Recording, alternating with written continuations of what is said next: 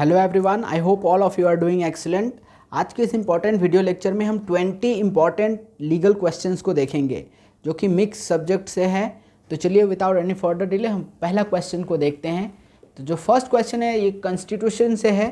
Under the constitution of India who is empowered to proclaim emergency? The answer is the president of India is empowered to proclaim emergency. So the question number 2 is, what is cognizable offense?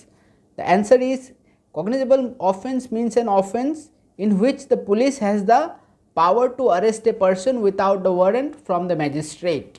Cognizable offense वो होता है जिसमें कि police के पास authority रहता है कि वो एक्यूज्ड को अरेस्ट कर सके without warrant from the magistrate. So the question number 3, what is novation of contract? The answer is, novation of contract means the substitution of a new contract in place of original contract. Original contract को अगर substitute किया जाए किसी भी new contract से तो क्या होता है, वो नोवेशन कहलाता है, novation of contract. So question number 4, which article of Indian constitution was implemented by the 73rd amendment of the constitution? तो इसका आंसर जो है A article 40.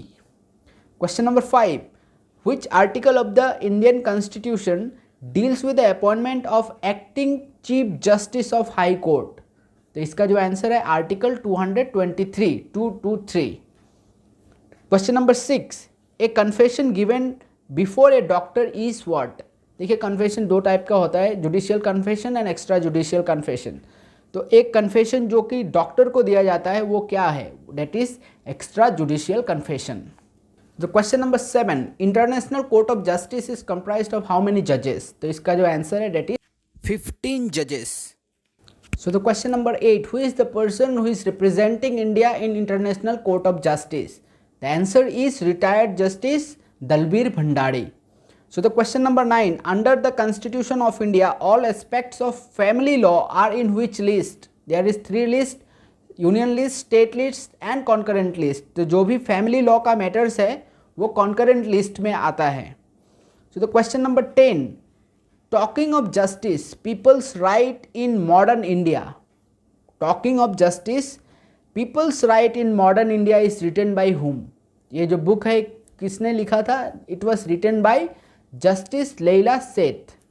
So the question number 11, which day is celebrated as National Panchayat Raj Divas? The answer is April 24th. 24 अप्रैल को national panchayat राज दिवस मनाया जाता है. Question number 12, which day is celebrated as civil service day in India? Civil service day कब मनाया जाता है India में? That is April 21st.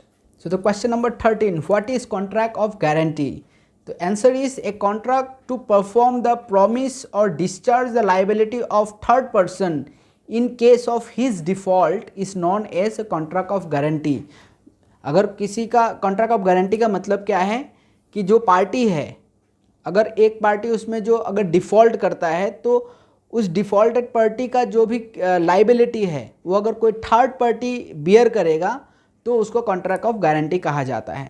तो question number 14, very important, what do you mean by per इंक्यूरियम?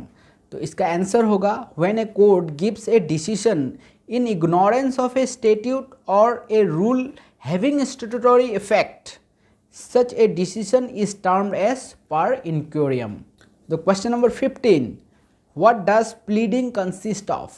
Pleading, तो इसका जो answer है it consists of plaint and written statement.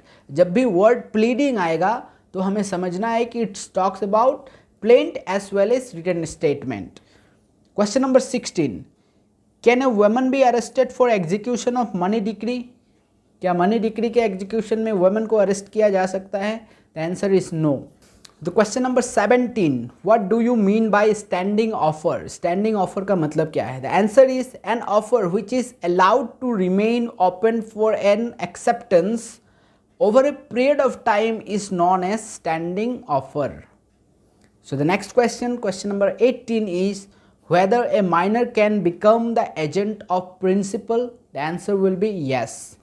Question number 19, very important, a partnership not for any fixed duration is known as what? एक ऐसा partnership जिसका duration fix ना हो तो उसको क्या बोला जाएगा? उसका आंसर होगा partnership at will, partnership at will. So the question number 20 is, what is the effect of compounding of an offense under section 320 of CRPC? Section 320 में जो कंपाउंडिंग ऑफेंस का प्रोविजन दिया गया है उसमें कंपाउंडिंग का मतलब क्या समझा जाएगा। सो इसका आंसर होगा compounding the offence as provided under section 320 of CRPC shall have the effect of acquittal of the accused from the criminal case. तो इसका जो मतलब पकड़ा जाएगा, जो मतलब इसका एज्यूम किया जाएगा, डेट इज एक्यूटल।